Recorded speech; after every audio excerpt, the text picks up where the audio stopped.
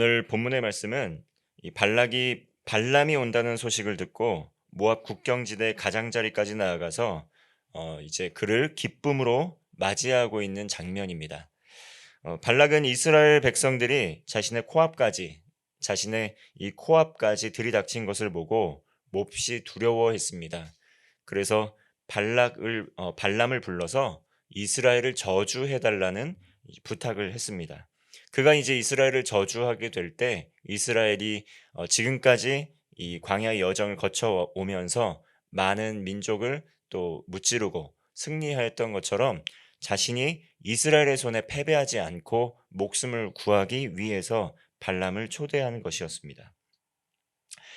드디어 발람이 도착을 했습니다. 36절부터 40절까지는 자신에게 도착한 발람을 기쁨으로 영접하여 대접하는 내용을 담고 있습니다. 그리고 41절부터 23장 11절까지는 이스라엘을 저주하기 위해 발람을 불렀지만 오히려 발람이 하나님의 말씀을 따라서 이스라엘을 축복하는 그러한 장면에 대한 말씀과 이에 대한 발락의 반응을 보여주고 있습니다. 발락은 아직까지 발람이 자신의 초대를 거부한 이유를, 그 진정한 이유를 모르고 있었습니다. 37절의 말씀입니다. 발락은 발람에게 이르되 내가 특별히 사람을 보내어 그대를 부르지 아니하였느냐? 그대가 어찌 내게 오지 아니하였느냐? 내가 어찌 그대를 높여 존귀하게 하지 못하겠느냐? 이 본문의 말씀을 보면 발락은 자신의 능력을 과신하고 있는 것을 볼 수가 있습니다. 그도 한 민족의 지도자였기 때문에 그럴 만한 충분한 능력이 있다고 스스로도 믿었기 때문입니다. 그러나 이 일의 배후에는 단순히 우연하게 일어나는 것이 아니라 하나님께서 함께하고 계셨습니다. 그렇기 때문에 이 세상의 왕이 아무리 뛰어나고 아무리 그 막강한 권세를 가지고 있을지라도 하나님을 대적하여 승리할 수 있는 방법은 없습니다. 그것을 가장 잘 보여주시기 위해서 하나님께서는 출애굽을 하게 될 때 모세를 통해서 바로와 또 함께 싸우는 장면에서 하나님께서 차례대로 애굽의 또 여러 신들을 회파하시고 차례대로 10가지 재앙을 통해서 회파하시고 애굽 왕 바로의 그 계략과 또 그의 방해에도 불구하고 이스라엘 백성들을 출애굽을 하게 하신 그 장면을 통해서 우리는 잘 알 수가 있습니다. 세상 나라의 왕과 하나님, 그 두 세력이 다툼을 하게 될 때, 또 다투게 될 때에는 싸움이 되지가 않는다는 것이죠. 하나님을 대적하여 승리할 수 있는 이 세상의 왕은 아무도 없습니다. 사실 이 발락은 이미 그러한 하나님이 함께하고 계시는 이스라엘 민족에 대한 두려움을 충분히 갖고 있었습니다. 그래서 자신의 또 나라 이 가장자리에서 진을 치고 있는 이스라엘을 볼 때 심하게 두려웠고 심하게 불안했기 때문에 발람을 초대했던 것입니다. 그래서 발람이 제발 이스라엘을 저주하고 헛된 신의 힘을 저주하고 그 신의 힘을 힘입어서 또 목숨을 건지고자 하는 노력을 했던 것이죠. 그러나 발람은 어떤 사람입니까? 이방의 우상을 섬기고 있는 그러한 선견자였습니다. 그가 섬기는 신, 그 헛된 신의 힘을 빌려서 자신의 안위를 지키려고 해보았자 아무런 쓸모없는 노력이었던 것입니다. 이스라엘의 전쟁은 성전이었습니다. 성전은 무엇이냐면 하나님의 영이 함께 하실 때 이스라엘이 또 승리할 수 있다는 것입니다. 하나님께서 승리를 주시는 분이시지 자신들의 노력과 자신의 능력으로 승리하는 전쟁이 아니라는 것이죠. 이스라엘이 온전히 하나님의 말씀에 순종할 때 하나님께서 승리하게 하셨습니다. 세상의 왕이 아무리 가진 온갖 계략과 방해 공작을 한다 할지라도 하나님께서 하시는 일을 회방할 수는 없는 것입니다. 이에 대해 이미 경험을 한 발람은 다음과 같이 고백을 합니다. 38절의 말씀입니다. 발람이 발락에게 이르되 내가 오기는 하였으나 무엇을 말할 능력이 있으리이까? 하나님이 내 입에 주시는 말씀 그것을 말할 뿐이니이다. 발람은 어땠습니까? 발람은 선견자, 예언자를 자처했던 인물이지만 그는 나귀가 보았던 여호와의 사자도 볼 수 없는 영적으로 무지한 자였습니다. 그리고 여호와의 사자를 만나게 되었고 비로소 그는 자신의 무능력함을 고백할 수 있는 사람이 되었다는 것이죠. 그 입에 주시는 말씀, 하나님의 말씀을 전하는 것 이외에는 나는 할 수 없다라는 것을 고백한 것입니다. 이것이 굉장히 겸손함에서 나오는 발언처럼 보일 수 있지만 발람은 누구입니까? 발람은 우상 숭배자였고 발람은 우상을 숭배하는 그 헛된 신의 말을 대언하는 자였습니다. 이렇게 우상을 숭배하는 자도 하나님의 능력을 고백할 수밖에 없도록 하나님께서 이 일을 행하신다는 것이죠. 이러한 일들이 참 우리 주변에서 또 일상생활에서도 또 이러한 이야기를 한번 들을 때가 있습니다. 뭐 점을 보러 가거나 또 아니면 무당을 만나게 되거나 이렇게 믿는 사람들이 점을 보러 가고 무당을 또 이렇게 찾는 부모님과 함께 살아가는 믿는 분들 계십니다. 그런데 이 믿지 않는 부모님들은 신앙을 갖는 것을 거부하시고 그리고 그것 때문에 안 좋은 일이 일어날 거라고 이야기하는데 오히려 이렇게 무당이나 또 점을 보시는 분들이 이 하나님 믿는 것들을 막지 말아라. 얘는 하나님의 사람이다. 하면서 이렇게 허락을 해줘라 라고 하는 것들을 간혹 듣게 됩니다. 발람도 이와 같이 하나님께서 주시는 어떤 압도됨, 그 능력에 압도되었던 것이 있었던 것입니다. 영적 분별력이 없는 자도 하나님께서 그의 영안을 열어주셔서 하나님의 나라를 볼 수 있도록 해주셨다라는 것이죠. 이처럼 우리는 하나님 나라의 백성이나 현재 세상 나라에서 현실의 하나님 나라의 백성이지만 현재 세상 나라에서 현실의 삶을 살아가고 있습니다. 그러나 우리가 속한 공동체에서 소속되어 살아가고 있지만 그리스도인은 하나님의 말씀으로 살아가는 자들입니다.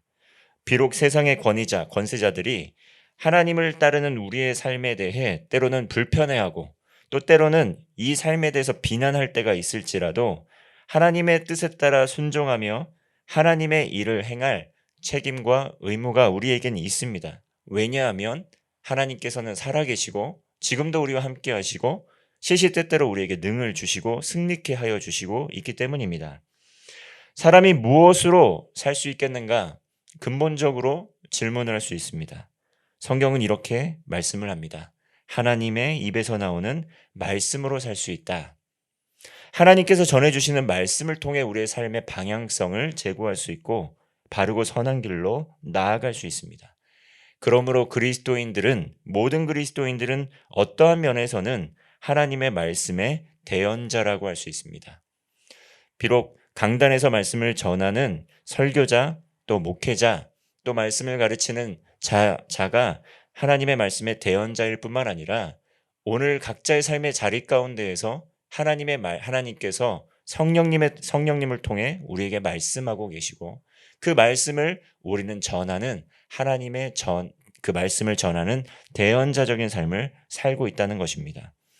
하나님께서 우리의 삶의 주인이 되시고 날마다 말씀을 통해 우리 개개인에게 밝히 나아가야 할 길을 보여주십니다.